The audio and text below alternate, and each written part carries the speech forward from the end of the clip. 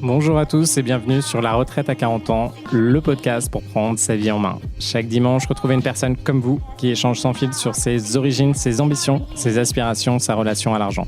Je m'appelle Victor Laura, je suis l'expert français du frugalisme et du mouvement FIRE, Financial Independence and Retire Early, indépendance financière et retraite précoce. Retrouvez mon livre La Retraite à 40 ans, c'est possible aux éditions Larousse. Pour rejoindre le mouvement FIRE, c'est sur devenirfrugaliste.com. Il y a une communauté, des workshops et des outils.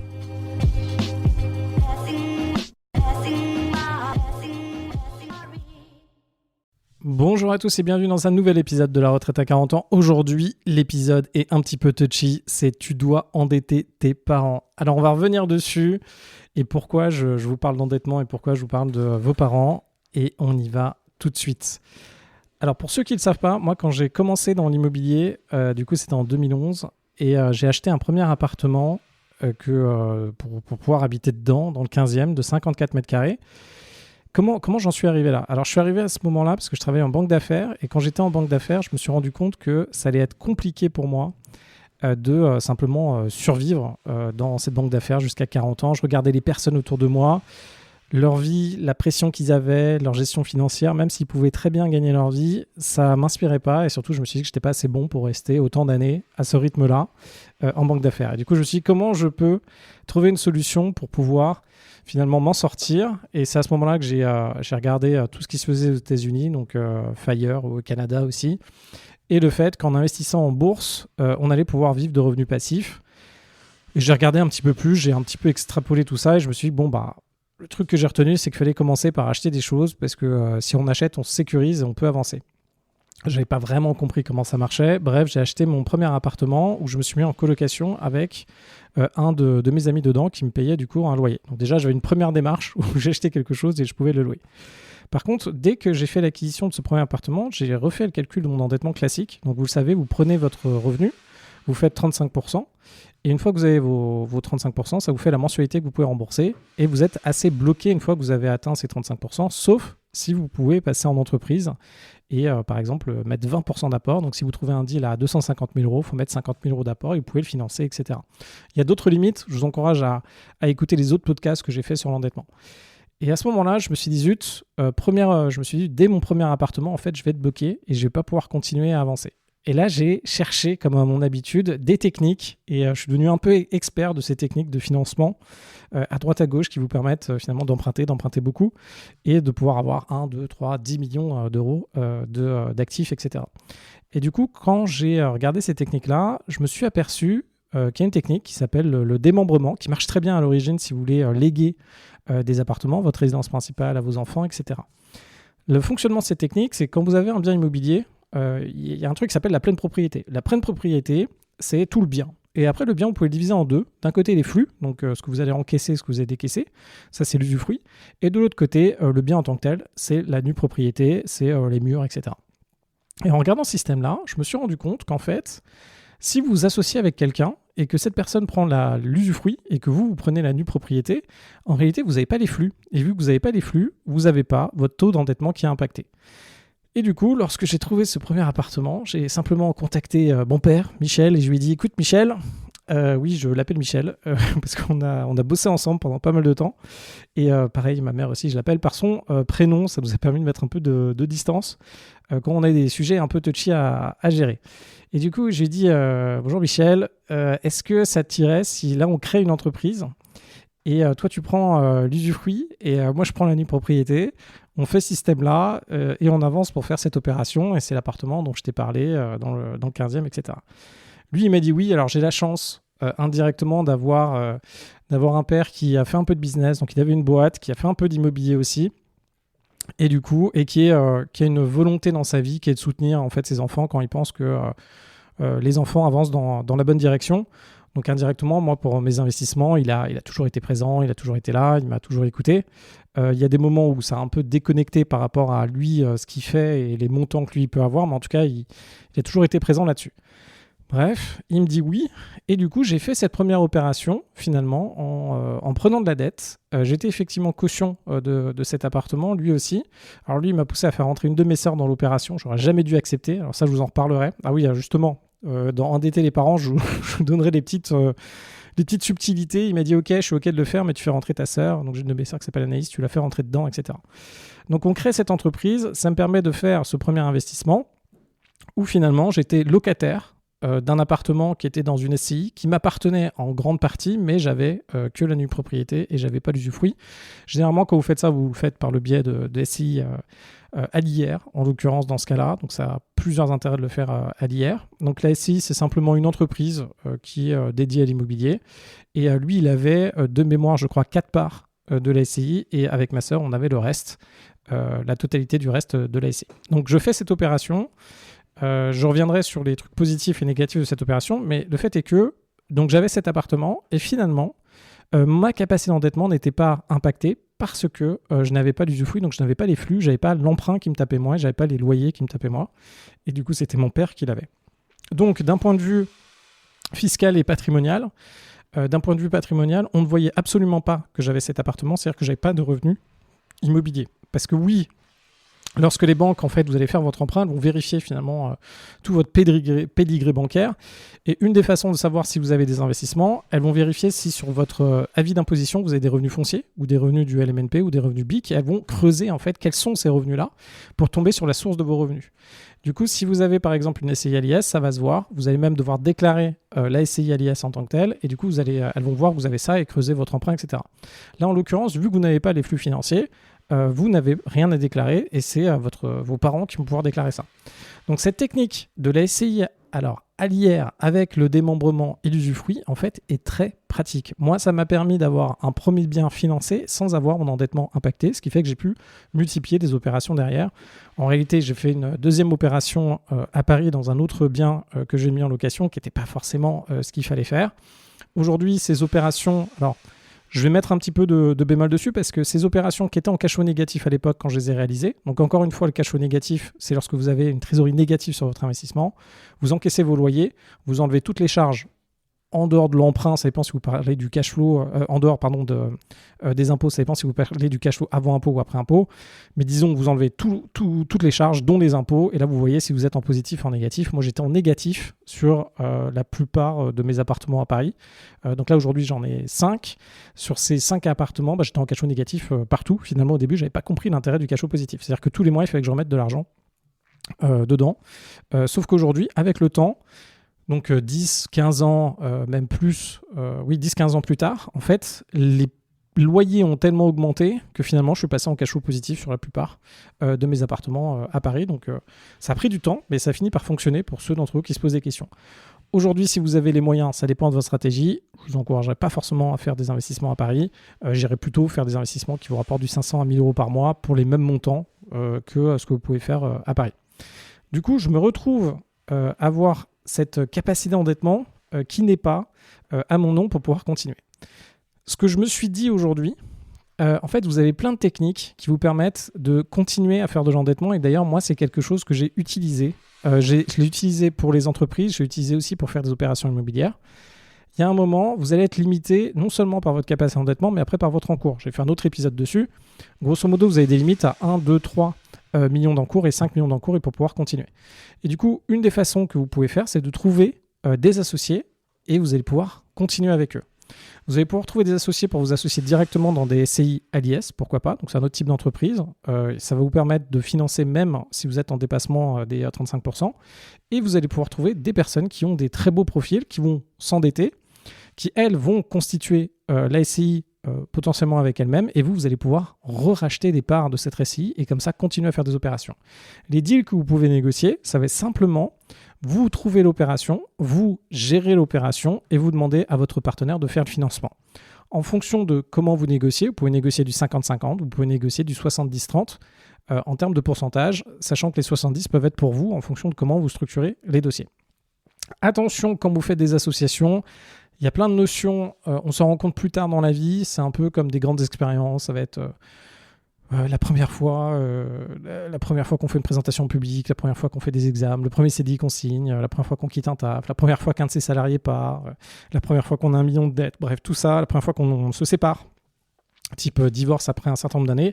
Attention quand vous faites des associations, il y a toujours des moments qui vont être assez technique. Moi aussi, je peux rencontrer dans mes associations aujourd'hui, c'est-à-dire vos associés qui vous disent que tout va bien se passer la veille où ils sont censés verser de l'argent, ils ne versent pas de l'argent et vous vous retrouvez à verser de l'argent et quand même à être associé avec eux. Vous avez aussi des associations où il y a des divorces, donc vos associés se séparent et du coup ils veulent vendre leur participation, alors que vous n'êtes pas dans une phase où vous avez beaucoup d'argent pour pouvoir racheter leur participation. Des phases aussi où vous avez des opérations où il faut réinjecter de l'argent dans des deals, parce que de temps en temps vous avez consommé le cash flow par exemple, et à un moment il faut remplacer une chaudière, c'était pas prévu, il faut remettre 2500 € chacun, et ben votre associé là ne vous répond plus pour mettre 2500 €. Bref, vous avez toutes ces conditions. Ça vaut le coup d'avancer avec des associés. Alors attention, il y aura quand même des couacs de communication et des éléments comme ça, surtout quand vous associez avec des personnes qui n'ont jamais fait d'immobilier et qui n'ont jamais fait d'investissement. Donc attention à vous. Il y a beaucoup de personnes, la majorité, je dirais des Français, 80-90% des gens, n'ont généralement jamais fait d'investissement. Eux, ils s'attendent à mettre 10 000 € sur un compte bancaire, ne pas en entendre parler, avoir du 10% par an. Sauf que vous, quand vous faites de l'immobilier, il y a des aléas, il y a des couacs. Et leur dire que, par exemple, à un moment, vous ne pouvez plus louer un appartement parce que la mairie vous empêche de louer l'appartement, ce qui est tout à fait normal, ça arrive pour telle ou X ou Y raison, et que vous devez refaire des travaux, je ne sais pas quoi, négocier, attendre 2-3 mois, du coup ça vous fait un peu de perte. Attention, les personnes qui n'ont jamais fait ça ne comprendront pas ce que vous allez raconter, vont vous juger et risquent de vous rajouter de la pression plutôt que vous aider en tant qu'associé. Donc attention à ces parties-là, mais en tout cas ça marche. Donc tu dois endetter tes parents. Pourquoi je vous parle de ça, c'est simplement une fois. Alors moi je vous encourage vraiment à pas commencer comme j'ai commencé, c'est-à-dire faire des opérations à cash flow négatif parce que ça va rajouter de la pression supplémentaire. Je pense qu'au plus fort de mes cash flow négatifs, je vais peut-être à 2 000 ou 3 000 € par mois de cash flow négatif, dont une grande partie, attention là je parle cash flow avec impôts, une grande partie venait des impôts dans mon cas. Donc le premier boulot que vous avez à faire, en tout cas avant d'endetter vos parents, c'est de vérifier que vous savez faire des opérations qui fonctionnent, que vous savez faire, que vous comprenez ce que ça veut dire, comment calculer par exemple un TRI, combien vous rapporte votre investissement, que vous savez calculer des cash flows, que vous savez vraiment vous projeter, que vous savez faire des opérations de A à Z. Là, comme d'habitude, petit moment self-promotion, vous venez me voir, vous venez dans mon coaching, je vous explique tout ça. Vous allez ressortir en un mois, mais transformé, avec non seulement 1 ou 2 deals, et en plus avoir tout compris de ce côté-là, et maîtriser la dette sous le bout des doigts. Donc une fois que vous savez faire ça, une fois que vous savez trouver ces opérations, votre objectif, ça va être dans un laps de temps court de multiplier ces opérations. Vous pouvez en faire jusqu'à 4 par an. Attention, 4 par an, c'est pour ceux d'entre vous qui sont hardcore. Une opération par an, c'est déjà pas mal. 2, vous êtes un peu chaud. 3, vous commencez à être vraiment très chaud. Et 4, vous êtes vraiment hardcore. Donc 4, ça veut dire sortir 4 immeubles ou 4 colocations ou appartements ou même Airbnb par an. Attention aux travaux, ça veut dire que c'est des opérations où il n'y a pas beaucoup de travaux. Si vous en faites 4, il faut dire que vous n'arrêtez jamais. C'est-à-dire que vous lancez une opération, vous avez signé, vous êtes dans les travaux, vous êtes en train de signer la deuxième pour lancer 3 mois plus tard la deuxième, etc. Vous pouvez faire ça. Bref, une fois que vous avez fait ça, une fois que vous savez trouver des opérations, moi je vous encourage à en faire une vous-même, à prouver que ça marche et surtout à en parler.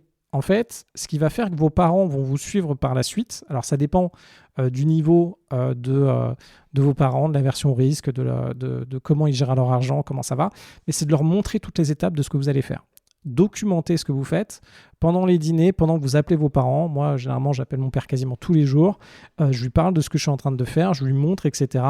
Quitte de temps en temps, j'essaie de le convaincre. Alors lui, il ne bouge pas beaucoup, mais j'essaie de le convaincre de visiter mes opérations. C'est-à-dire que quand je signais un immeuble ou un appartement, quand il passait à Paris ou proche de ce que je faisais, je disais, attends, viens sur place. Il venait, il se rendait compte visuellement de ce que je faisais. Des travaux, du chantier, de l'ampleur, etc.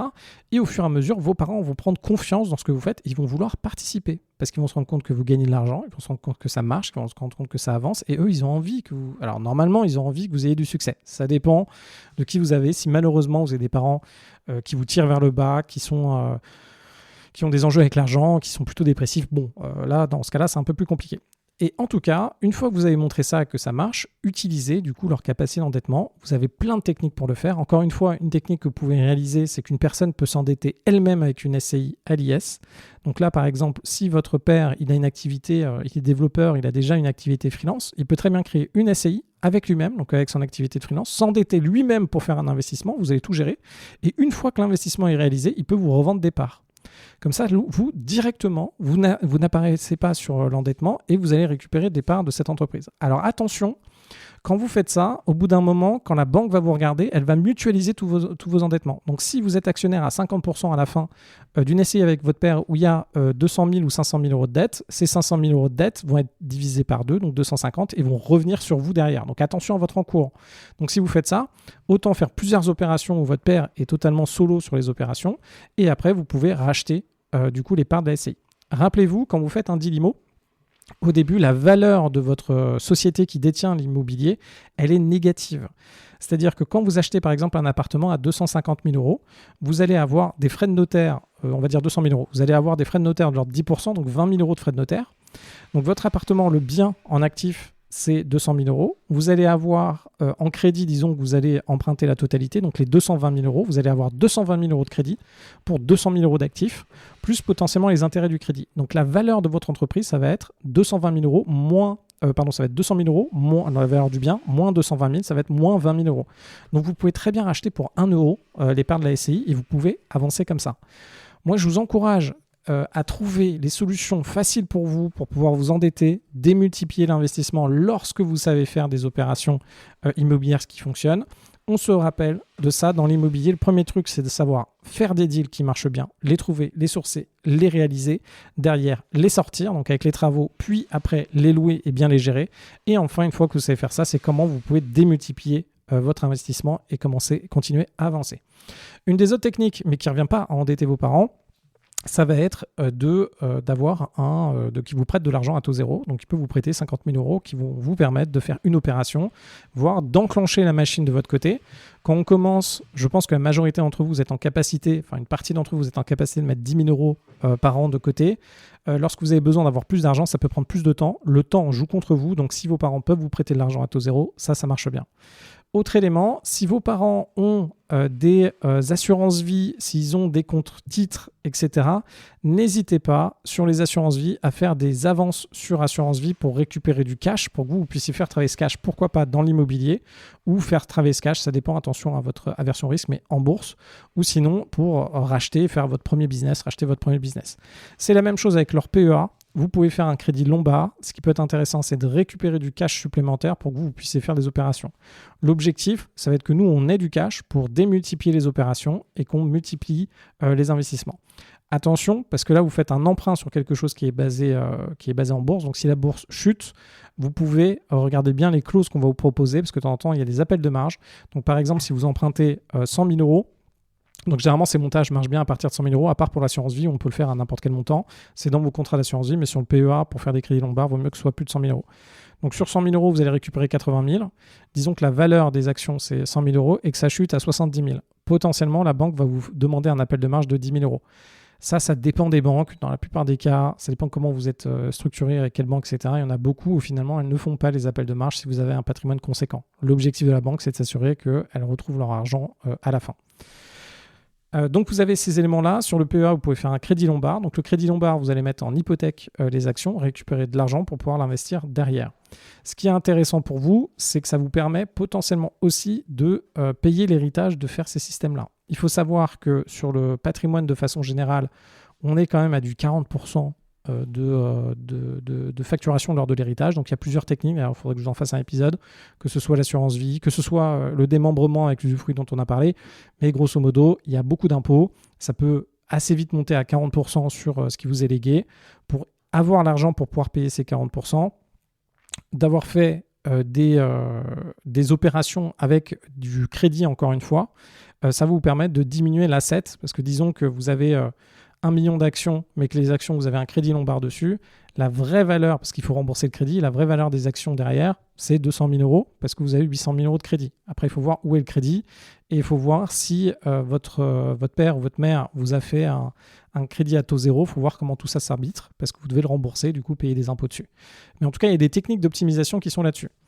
Moi, ce que je vous encourage à fond, c'est d'aller faire du business en famille, d'aller avec vos parents, de profiter de leur capacité d'endettement, surtout s'ils ont remboursé leur résidence principale, s'ils ont une situation stable, de pourquoi pas faire des crédits à leur nom en leur expliquant le principe, de bien formaliser ça. Il y a plusieurs techniques pour formaliser ça. Vous pouvez venir dans mon coaching pour que je vous explique comment faire d'un point de vue légal pour ne pas vous retrouver biaisé. Et attention quand vous avez des frères et sœurs. Je reviens sur l'opération que j'avais pu réaliser au tout début.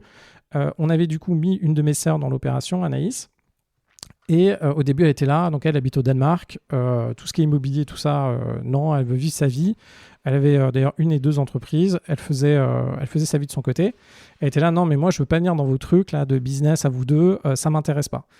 Et en fait, avec mon père, nous, on avait directement moi, j'avais la lecture. Je lui dis, mais Anis, t'imagines pas ce qu'on va faire le jour où tu auras besoin. En fait, je projetais en fait moi ce que je voyais. Je lui dirais, le jour où tu auras besoin d'acheter ta résidence principale ou que tu auras besoin d'argent, tu verras, tu seras hyper contente d'avoir les parts de cette boîte-là. Et elle était là, non, j'en veux pas, etc., etc. Bon, elle a fini par signer avec nous, avancer, etc. Et en réalité, effectivement, quand elle a voulu acheter du coup sa résidence principale, donc une maison au Danemark, et bien là, j'ai dû lui racheter les parts de sa SCI. Ça m'a coûté excessivement cher à ce moment-là. Donc là, moi, j'ai appris à mes dépens ce que ça veut dire de faire entrer des personnes actionnaires de ces types de structures, surtout des personnes qui n'en veulent pas. Comment elle l'aurait fait si elle n'avait pas eu cet argent-là de la SCI? Je ne sais pas ce qu'elle aurait fait. Elle a trouvé une autre technique, mais en tout cas, elle a pu avoir un apport conséquent pour acheter sa résidence principale. Donc attention à vos frères et sœurs. Il y aura toujours des enjeux de jalousie, de gestion de l'argent. Soyez très clairs sur ce que vous effectuez en termes de montage. La problématique, c'est qu'on va vous dire, et ça, c'est assez marrant parce que ma mère me dit ça souvent. Elle me dit, Victor, mais il faut que tu expliques ce que tu fais, il faut que ce soit limpide pour les gens, il faut qu'ils puissent comprendre, faut que si tu communiquais mieux, on comprendrait mieux ce que tu fais, etc. J'ai une réponse assez dure aussi de temps en temps, c'est que encore faut-il que les gens aient envie de comprendre. Et il y a un moment, pour comprendre, par exemple, là vous êtes en train d'écouter mes épisodes de podcast, il y a 170 épisodes de podcast. Pour comprendre réellement l'immobilier, ce que ça veut dire, et je reviens sur, par exemple, si vous associez avec des amis qui n'ont jamais mis d'argent dans l'immobilier, ils ne comprendront jamais de ce que c'est de gérer un locataire. Ils ne comprendront jamais de ce que c'est de devoir gérer une agence, des travaux, etc. Sur l'investissement de façon générale, si les gens ne passent pas à l'action, elles auront potentiellement une compréhension et encore une vague compréhension de ce que fonctionne et comment fonctionne l'argent. Encore pire, si vos frères et sœurs sont dans des domaines de l'investissement du chiffre, par ego, ils vont croire qu'ils comprennent, mais en fait, ils ne comprennent strictement rien. La plupart de mes potes qui font de la fusion-acquisition ou de mes potes qui sont traders ne captent rien à l'immobilier. Je vous le dis directement, ils ne comprennent rien à l'immobilier. La plupart d'entre eux ne comprennent rien aux investissements en ETF aussi. Et ils ne comprennent rien à la reprise de boîte et ne comprennent rien au business simplement parce qu'ils ne l'ont pas fait. Du coup, ces personnes-là, attention à la façon dont vous allez échanger avec eux, à la façon dont vous allez échanger au rapport que vous avez avec vos parents. Soyez très clairs sur comment ça fonctionne et protégez-vous. Il s'agit qu'à la fin, vous allez profiter de quelque chose qui est une capacité d'endettement. La valeur d'une capacité d'endettement est très très dure à déterminer d'un point de vue concrètement comptable ou notarial. C'est très compliqué d'expliquer la valeur d'un endettement. Donc la valeur d'un endettement est compliquée à expliquer. Par contre, vous savez comment l'utiliser pour en faire de l'argent derrière. Voilà, moi en tout cas, je vous encourage. L'IMO, ça peut être des très belles affaires. Alors moi, j'ai jamais réussi vraiment à faire des belles affaires en couple, indirectement, mais ça peut être des très belles affaires en famille. Vous pouvez avancer, vous pouvez faire plein de choses. Moi, j'ai eu la chance dans mon univers d'avoir indirectement mon père où on s'est motivé pour faire des opérations. Il m'a soutenu justement pour cette capacité d'endettement, donc j'ai pu lui remettre des patates chaudes pour que ça puisse avancer. Donc en tout cas, gardez ça en tête. Ça vous permet quand même de bien avancer.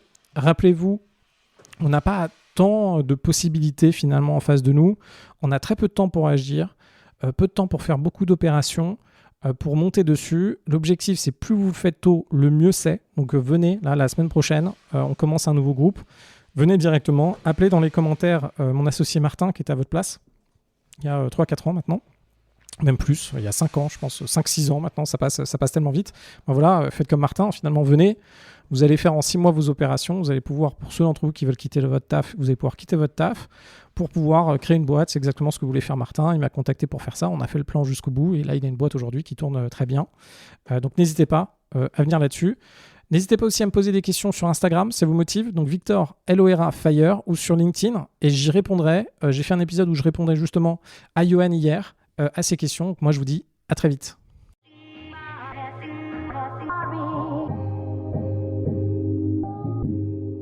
Vous venez d'écouter un épisode de La Retraite à 40 ans. N'hésitez pas à en parler autour de vous, à vous abonner, à rajouter 5 étoiles et à mettre un petit commentaire. Ça nous aide vraiment beaucoup. Pour être informé des nouveautés, rendez-vous sur devenirfrugaliste.com. Une question? Je réponds sur LinkedIn, Victor Lora, Lora. Et surtout, n'oubliez pas, vous êtes déjà au top. À très vite. passing my